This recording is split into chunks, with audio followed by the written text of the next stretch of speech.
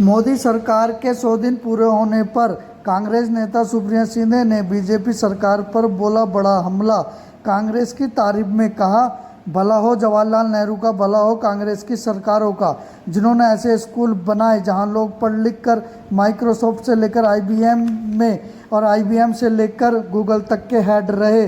BJP सरकार के paper leak होते रहे, महिलाएं भी सुरक्षित नहीं और अब अहंकार नहीं चलेगा। वक्फ बोर्ड का बिल भी वापस लेना पड़ा और कहा, आस्था का प्रतीक श्री राम मंदिर और के गर्भगृह में भी पानी टपक रहा था। कौन है भ्रष्टाचारी, आगे देखिए और क्या क्या कहा। जम्मू कश्मीर में चुनाव है, जम्मू कश्मीर में प्रधानमंत्री जाते हैं, बड़ी बड़ी डींगे हाँकते हैं, जम्मू कश्मीर में जाकर प्रधानमंत्री बड़ी बड़ी बातें करते हैं, लेकिन असलियत यह है कि जिस डोडा में खड़े होकर नरेंद्र मोदी भाषण दे रहे थे 48 घंटे पहले, उसी जम्मू कश्मीर के, उसी जम्मू के किश्तवाड़ में हमारे 2 सैनिक शहीद हो रहे थे। असलियत यह है कि जम्मू कश्मीर में पिछले 100 दिनों में 26, 1 नहीं, 2 नहीं, 3 नहीं, 26 आतंकी हमले हुए हैं, जिसमें हमारे 21 शहीद हुए हैं सैनिक, करीब करीब 30 सैनिक इसमें घायल हुए हैं, 15 नागरिकों की मौत हुई है और 47 से ज्यादा नागरिक घायल हुए हैं। और दिक्कत तलब बात यह है कि अब जो आतंकी हमले हो रहे हैं वो कश्मीर से ज्यादा जम्मू में हो रहे हैं। आप तो शांति बहाली की बात करते थे, लेकिन असलियत यह है कि आप कश्मीर में, न श्रीनगर में, न अनंतनाग राजौरी में, न बारामूला में चुनाव लड़ने लायक थे। आप तो शांति की बात करते थे, लेकिन असलियत यह है कि 21 आतंकी हमले हुए, 26 आतंकी हमले हुए, हमारे 21 सैनिक शहीद हुए, लेकिन आपके मुंह से श्रद्धांजलि का और संवेदना का एक शब्द नहीं निकला। और यह मैं दावे से कहती हूं, नरेंद्र मोदी जो ट्वीट करने से बाज नहीं आते हैं, ढूंढ ढूंढ के एटलस पर देश ढूंढते हैं, कहां जाऊं अब मैं, किसको बर्थडे ग्रीटिंग दूं। 26 आतंकी हमले, और ये मैं 100 दिन की बात कर रही हूं। 2019 से आतंकी हमलों की सिलसिलेवार ये एनेक्शर में हम शेयर करेंगे, देखिएगा। एक श्रद्धांजलि का शब्द, एक संवेदना का शब्द नरेंद्र मोदी जी के मुंह से निकलता नहीं है। ये हमले डोडा में हो रहे हैं, रायसी में बस अटैक पर, बस पर हमला हुआ, पुंछ में हमले हो रहे हैं, किश्तवाड़ पे हो रहे हैं, तमाम ऐसे हमले हैं जो लगातार होते जा रहे हैं और नरेंद्र मोदी के मुंह से न श्रद्धांजलि का, न संवेदना का एक शब्द निकलता है। और आज सवाल यह है कि कानून व्यवस्था डायरेक्ट एलजी के अंतर्गत आपके अंडर है।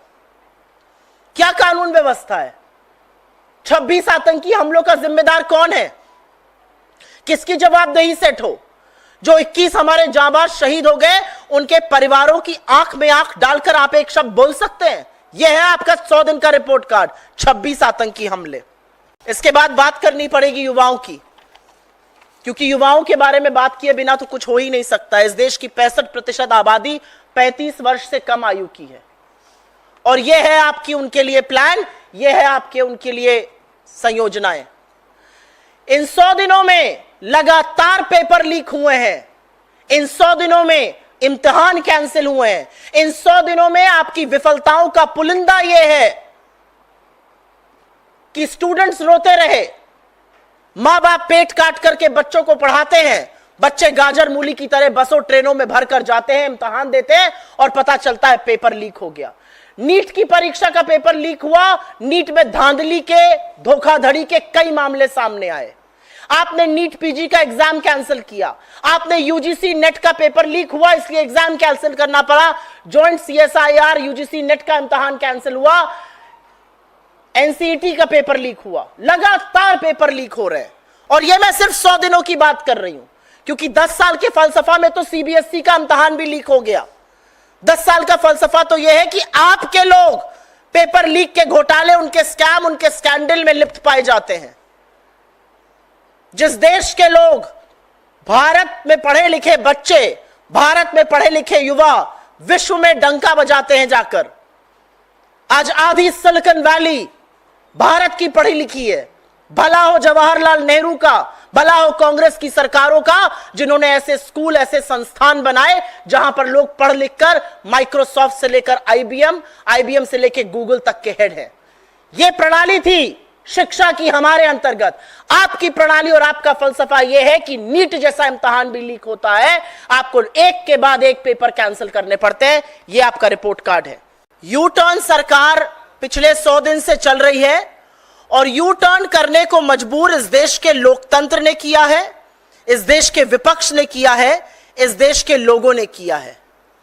अहंकार अब नहीं चलेगा और यू टर्न सरकार को करना पड़ेगा।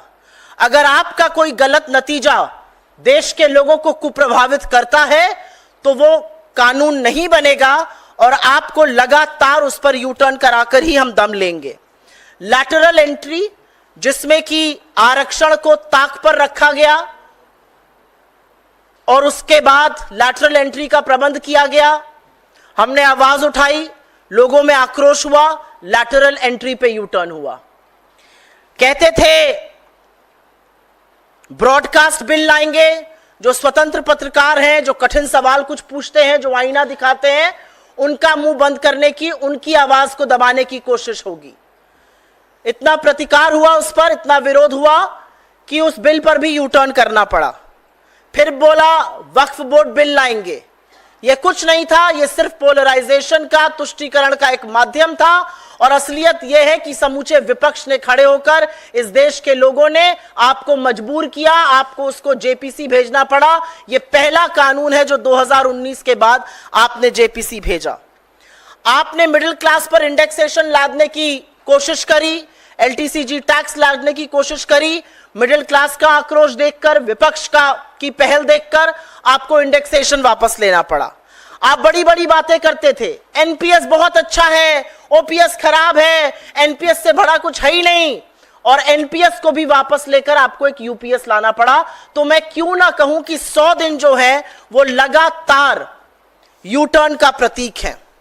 इसके बाद जरूर बात करनी पड़ेगी खस्ताहाल अर्थव्यवस्था की। यह अर्थव्यवस्था का फलसफा है।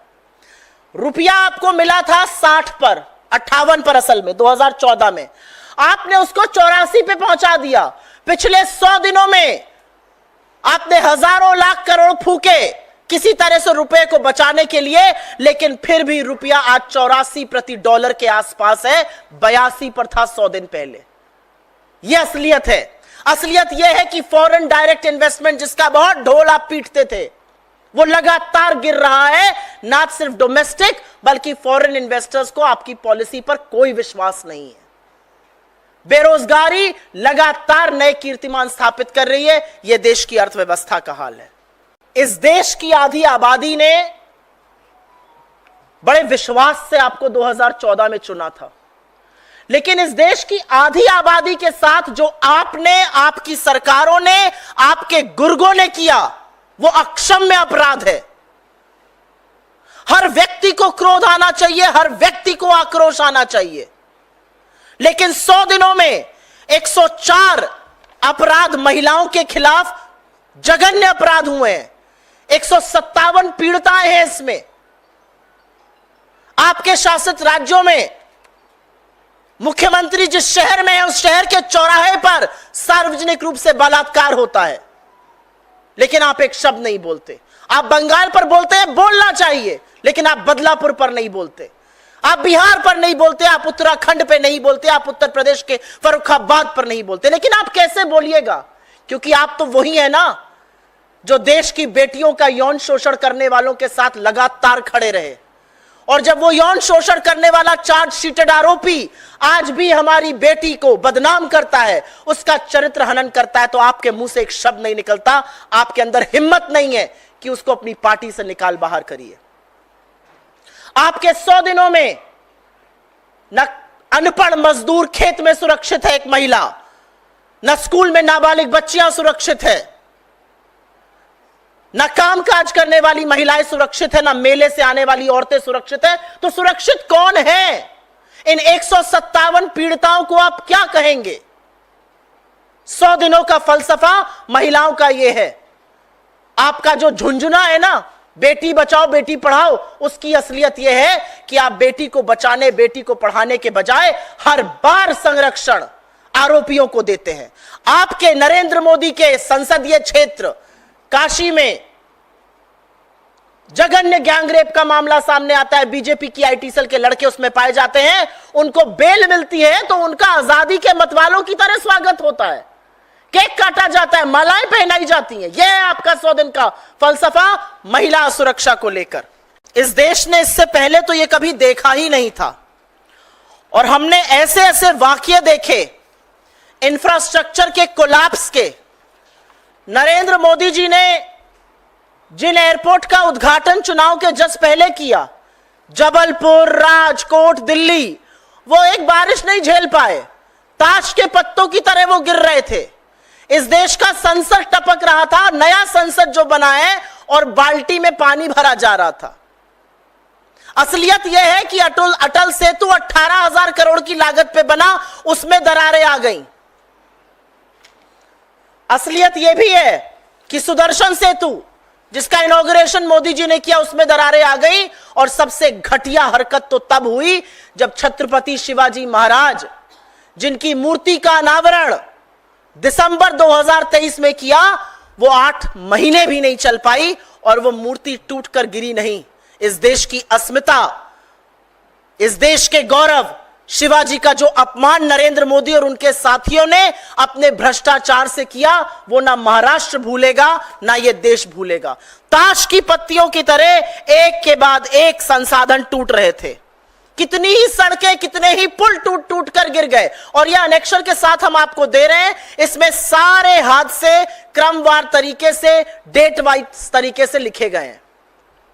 और तो और आस्था का प्रतीक श्री राम का मंदिर जो अयोध्या में बना, उसके भी गर्भगृह में पानी टपक रहा था। कौन है ये भ्रष्टाचारी जिनसे आपने ये इंफ्रास्ट्रक्चर बनाए? कौन जवाबदेही तय करेगा?